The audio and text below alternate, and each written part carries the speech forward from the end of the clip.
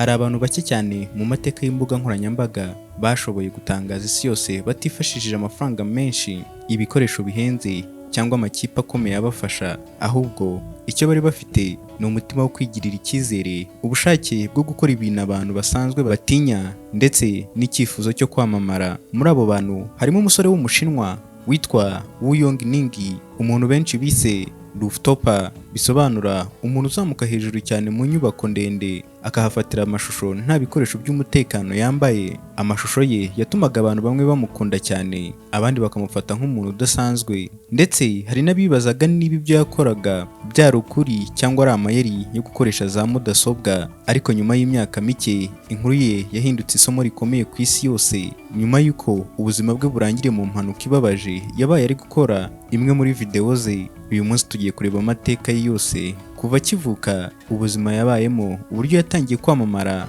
uko yakoraga amashusho ye, uko abantu bamufataga, n'uko yaje gupfa, ndetse n'isomo rikomeye yasigiye isi. Njye mugiye kubana ndi Angel Michael.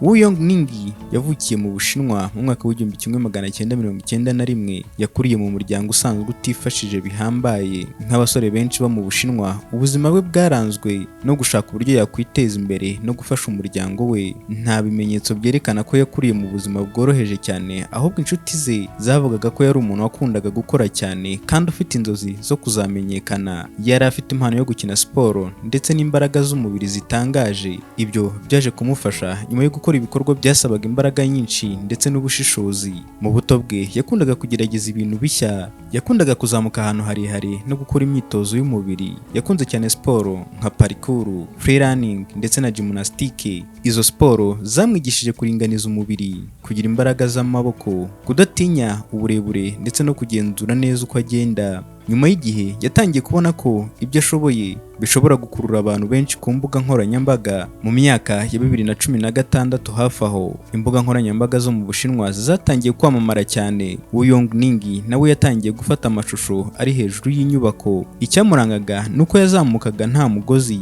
nta helmet na harness, yewe nta gikoresho n'iki na kimwe yazamukanaga nacyo cy'umutekano. Yageraga ku gisenge cy'inyubako ndende cyane, akagenda ku nkengero zacyo agafata amashusho yifashishije kamera cyangwa selfie stick. Rimwe na rimwe yakoraga pull-ups, handstands, gusimbuka hagati y'ibice by'inyubako ndetse no kwicara ku nkengero z'ibisenge. Ibi byose yabikoraga ari hejuru ya metero 100. Videwo ze zatangiye gukwirakwira cyane, abantu batangiye kuzisangiza ku mbuga nkoranyambaga. Yagize miliyoni nyinshi z'abamukurikiraga. Yavugwaga cyane kubera ubutwari bwe. Hari abamufataga nk'intwari, abandi bakamubona nk'umuntu uri gushyira ubuzima bwe mu kaga. Nubwo hari abanengaga ibyo yakoraga, amashusho ye yakomezaga kurebwa n'abantu benshi.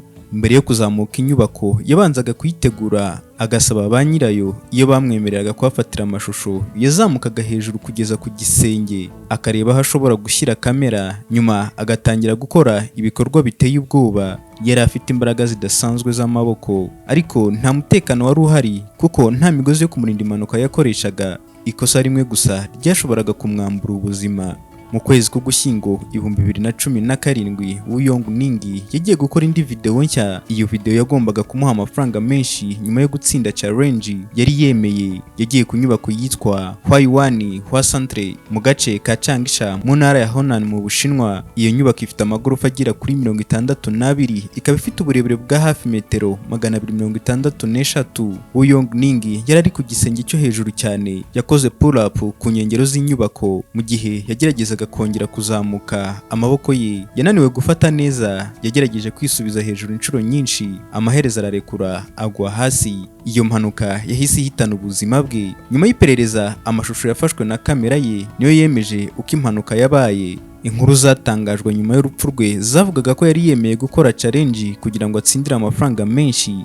Hari amakuru avuga ko ayo mafaranga yashakaga yari kuzamufasha gushyingirwa n'umukunzi we ndetse no gufasha umuryango we. Nubwo hari amakuru atandukanye ku mubare nyawo w'amafaranga yari yemerewe, birumvikana ko yari afite intego yo kubona amafaranga menshi binyuze muri iyo video. Nyuma y'urupfu rwe, isi yigabanyijemo ibice bibiri. Hari abavugaga bati yari intwari, abandi bati nta kwamamara gukwiye gutuma umuntu ashyira ubuzima bwe mu kaga. Abahanga mu by'umutekano bavuze ko amashusho nk'ayo ashobora gutuma urubyiruko rwigana ibikorwa bishobora kubaviramo urupfu rwa Yahanutse rwatumye ibigo byinshi bikaza amategeko. Imbuga nkoranyambaga zatangiye gukuraho amashusho ashishikariza abantu gukora ibikorwa bishyira ubuzima bwabo mu kaga. Ibihugu byinshi byatangiye kuburira urubyiruko kutigana ibikorwa nk'ibyo. Inkuru ya Yahanutse itwigisha ko kwamamara atari ngombwa kurusha ubuzima. Abantu benshi bashobora gukunda amashusho ateye ubwoba, ariko iyo ibintu bigenze nabi ubuzima ntibugaruka.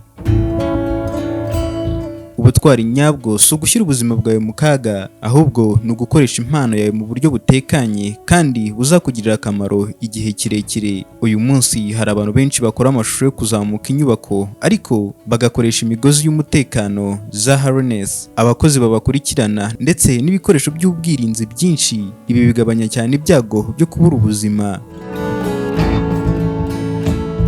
Yahanutse yasize izina rikomeye mu mateka y'abakora amashusho yo ku nyubako ndende. Yagaragaje ko ubutwari n'ubushake bishobora gutuma umuntu amenyekana ku isi yose, ariko kandi inkuru ye yibutsa ko ubuzima ari bwo mutungo wa mbere umuntu afite. Nta mashusho, amafaranga cyangwa ubwamamare bishobora gusimbura ubuzima. Niyo mpamvu inkuru ye ikomeza kuvugwa nk'urugero rwo kwibutsa abakora video nk'izo yakoraga ko bagomba gushyira umutekano imbere ya byose.